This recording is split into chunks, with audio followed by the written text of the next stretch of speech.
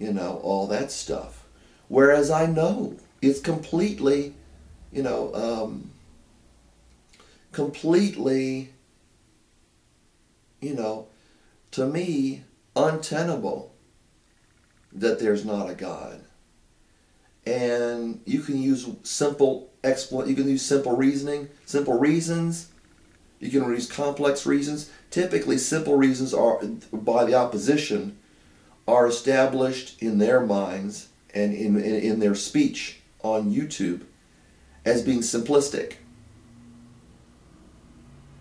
What ensues is you have this reason, I have that reason. Whereas if I'm going to be a good theist, whatever that means, if I'm going to be a staunch theist, the best way to do it is to look at all sides. While I am completely convinced that through many permutations, what is considered, you know, reasonable assumptions, that atheism is considered. I'm convinced that atheism is considered through all of their what I call mumbo jumbo. You know, because I'm certainly not going to hide my position on Christianity or hide my position on theism, nor on atheism, nor on Buddhism, nor on Islam or whatever. My belief is that there are two parties in the world. There's Christianity and there's everything else. There's those who live according to Christianity and everything else. But you get, with atheism, all these permutations, which I just, you know, it seems to be a bunch of mumbo jumbo. You know, I've studied evolution. I took it for my minor in biology. When I got my minor in biology from a state university, not a Christian university, not a private university, a full-fledged state university. And it wasn't just that class. I've been curious and investigated claims which would point towards, or purportedly would point towards, ostensibly would point towards the lack of the possibility of the existence of a creator. Same thing with evolution. You know, I'm not pro-evolution. I'm against evolution. But if I start quoting Bible verses with regard to that, which I'm not necessarily against it, but if I do that all the time, my channel's against atheism. I get a lot of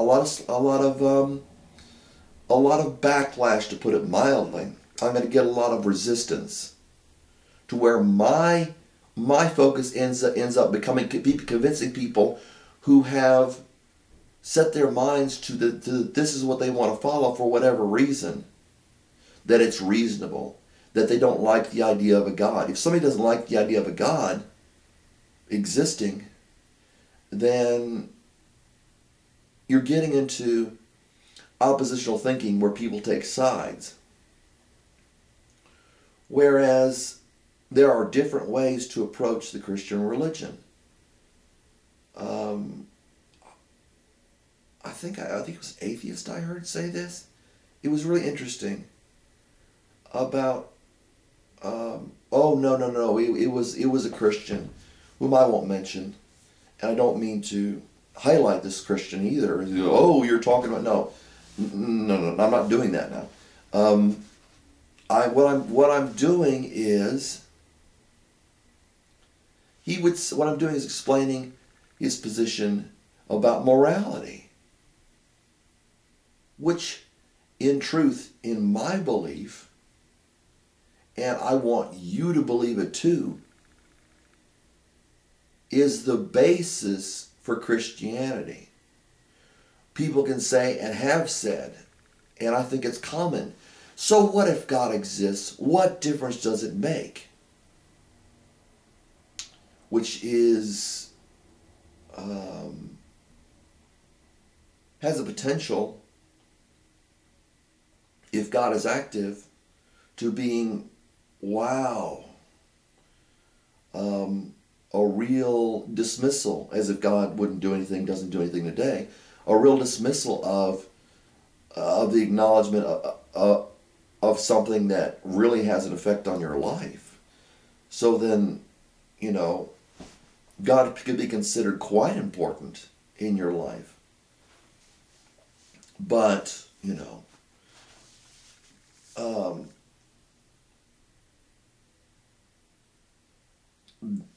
because,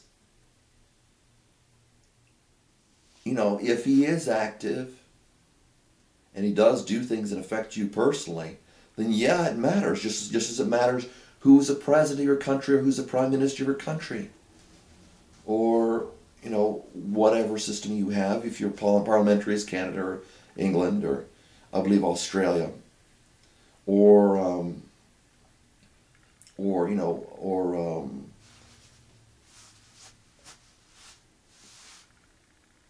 I don't know, you can consider ours congressional. It's not parliamentary. So I've been getting a couple of different responses to what I've been putting out there, and it's because I want to avoid this idea that we can't coexist and discuss, that we've got to be at odds. Whereas from the Christian perspective, from Jesus' perspective, well, we are at odds. You know? The Christian perspective is yes. There are those who are a part of what is right, to put it more generally. If you understand Jesus, then maybe you understand, I mean, what most people don't, okay? Whatever religion they claim to be, most people don't have any slightest idea of Jesus. But if you want to be real specific, people are either with Jesus or not with Jesus. Okay? So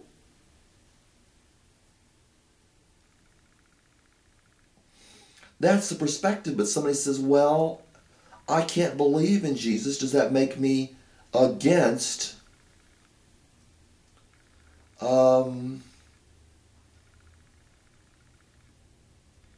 does that make me, you know, your adversary?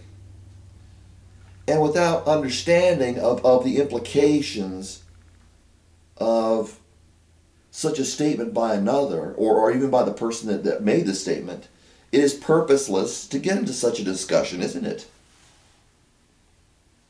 Because the word Jesus and the person Jesus is a concept, and it means something.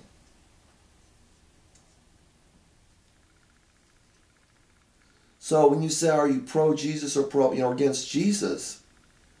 And the same thing with political parties. I've been investigating quite a bit in political parties. Not much of what I put on YouTube, but that comes down to just because you consider yourself one party or another doesn't mean I subscribe automatically to all your thinking. Whereas I consider myself definitely, indubitably, a certain perspective on politics. And once again, I don't intend on changing.